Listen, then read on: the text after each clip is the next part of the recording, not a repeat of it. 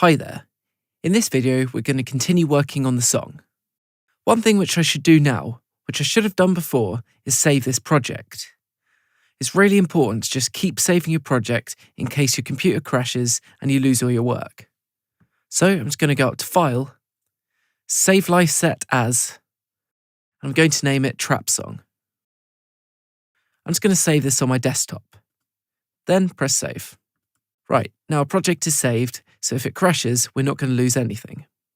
Something else I want to do quickly is just turn down the volume of some of the tracks. As if you look over to the right here, when I play it back, this is going red, showing we're getting clipping. So I'll just show an example.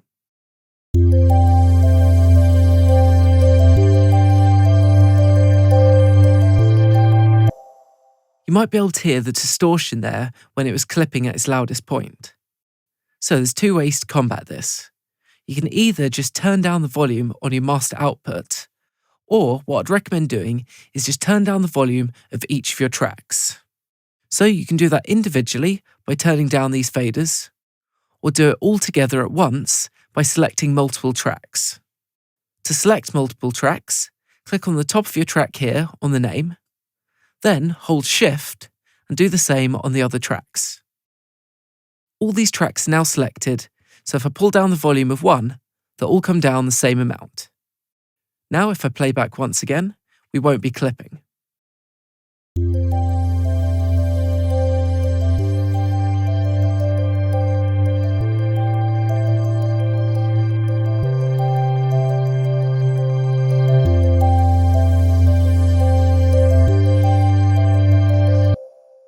Okay, I just turned them all up a tiny bit more again, so we weren't too quiet. Just so you understand signal flow a little more, all of these tracks will be summed together and come out of this master channel. That's why adjusting the volume of this one will change the volume for all the tracks. See, if I turn this all the way down, we won't hear anything.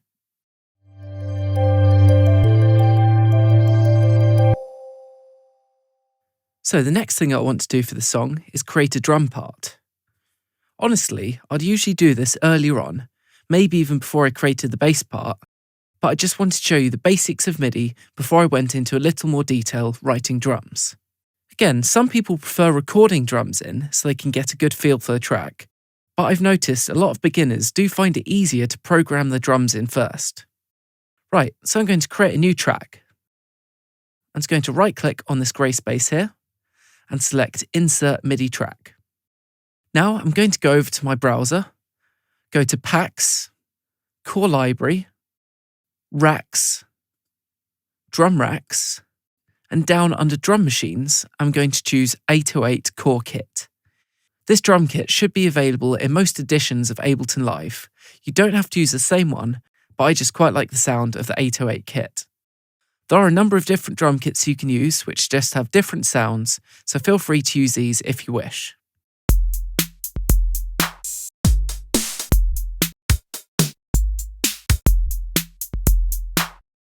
Right, so I'm just going to drag this over onto my MIDI track. The instrument you can see down here is the drum rack. For now, just like we've done on the previous tracks, I'm not going to edit any of the parameters within the instrument. Let's just leave it on its default settings. Okay, next I'm going to create a new MIDI clip. So I'm going to go up to my drum kit, double click, and it's created a new clip. I'm just going to make the MIDI note editor a little bigger for the moment, so I'm going to hover my mouse over here and click and drag upwards. Now we've just got a better view.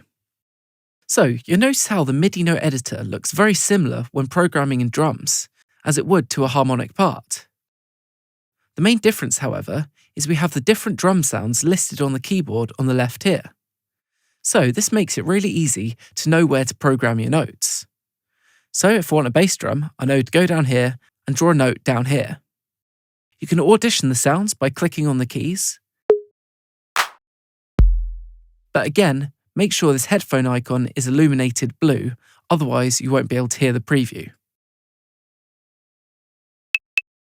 So when I'm programming drums, I'd usually start off with a kick drum, then add the snare, then the hi-hats, and then other percussion afterwards. So just like writing in other MIDI parts, you double-click to draw in a MIDI note. But there's another way to draw in notes which can be very useful when writing drums, and that is using the Draw tool. So to access the Draw tool, just simply use the keyboard shortcut B. So that's the letter B on your QWERTY keyboard. Alternatively, you go to this icon up here, which will turn the Draw tool on and off. Again, when it's orange, it's active. So you'll see, instead of a normal cursor, we've got this pencil. So all you have to do to draw in a note with this tool is click once. Again, you can edit the start and end points of your note. But you'll notice if you click on the middle, it'll actually delete your note rather than allowing you to move it. So there are pros and cons of using this tool, and it just depends which you prefer. And it's all down to personal preference, whichever you find easier to use. Something that is really useful about the Draw tool, however, is you can click and drag to draw multiple notes in. So if I click and drag on this hi-hat part here,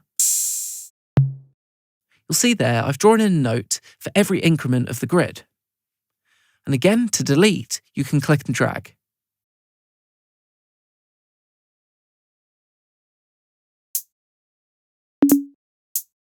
This can be particularly useful for hi-hats, as you can draw in a hi-hat part really quickly.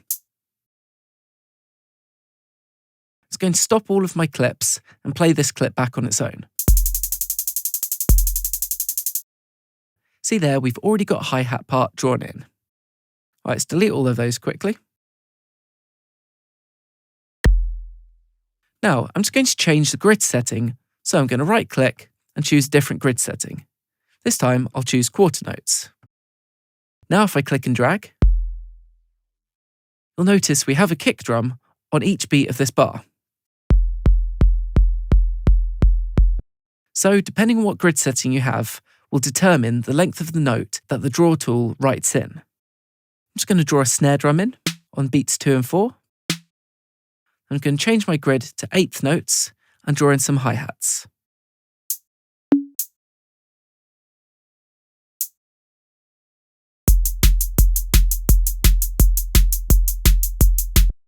So as you can see, the Draw tool in combination with changing the grid settings is a very quick way to draw in ideas. Something else I'll mention now though, if you go back to normal cursor, you'll notice we can click and drag over multiple MIDI notes to make a selection. When using the Draw tool, however, you'll not be able to do this, as when you click, it will simply draw in a note.